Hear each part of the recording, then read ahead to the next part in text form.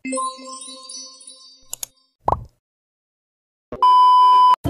teman-teman semua, Assalamualaikum warahmatullahi wabarakatuh. Nah, pada video kali ini aku akan menjelaskan mengenai perbedaan angkatan Jepang dan angkatan 45. Yuk simak video ini ya.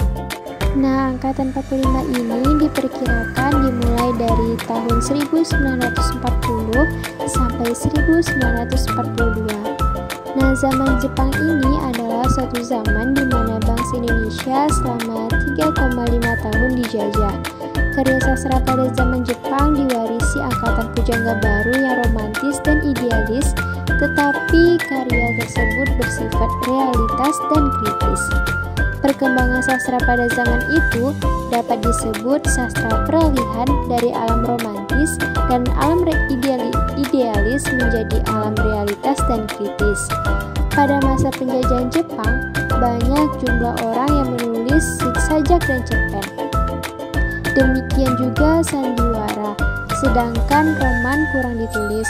Mungkin karena keadaan sosial dan keadaan perang menuntut supaya orang bekerja serba cepat dan singkat.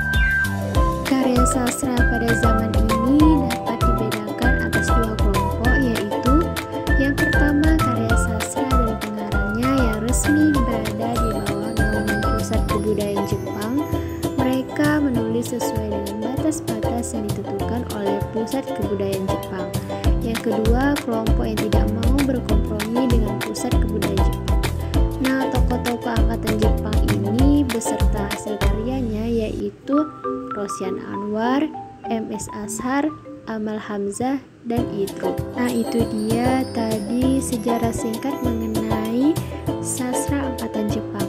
Nah, sekarang kita bahas mengenai sastra angkatan 45.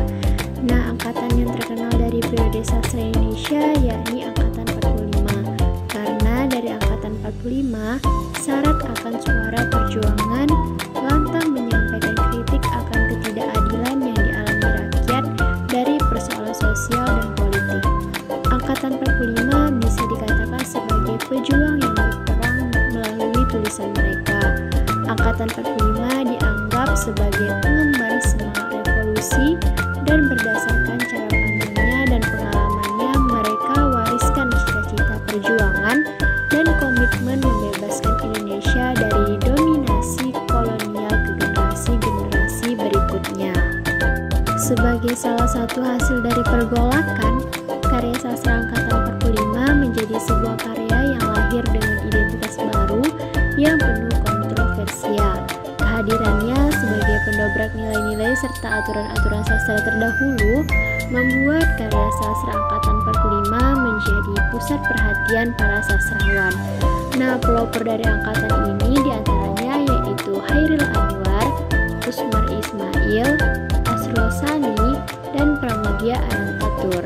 Nah, apa saja sih perbedaan karya sastra angkatan Jepang dengan karya sastra angkatan 45? Nah, salah satu karya sastra angkatan Jepang itu yaitu novel Tinjolo Dunia Sana karya Maryamin Amil. Novel ini menggambarkan aliran simbolisme yang mengungkapkan simbolis tidak secara harfiah, melainkan dengan simbol-simbol. Sebuah simbol yang berarti sesuatu yang bermakna sesuatu yang lain.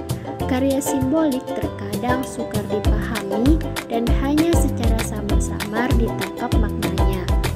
Nah, seperti pada novel Tinjolo Dunia Sana yang menggunakan simbol ikan dan burung yang berada di akuarium yang menggambarkan kehidupan rakyat dan bangsa Indonesia seperti ikan yang terkurung di dalam akuarium. Sedangkan pada angkatan 45, yaitu pada novel Surabaya karya Idrus yang menceritakan perjuangan memperebutkan kemerdekaan berlatar di Surabaya. Imajinasi yang digambarkan oleh Idrus lebih menekankan pada pertempuran dan pertumpahan darah. Ia menggambarkan pejuang kemerdekaan sebagai koboi dengan pistol di pinggang. Ada kisah saling bunuh yang terkesan seperti aksi terorisme. Nah, pada angkatan 45 ini, karya sastranya lebih menggambarkan tentang perasaan penulis pada masa itu. Nah, itulah tadi perbedaan dari karya angkatan Jepang dengan karya angkatan 45.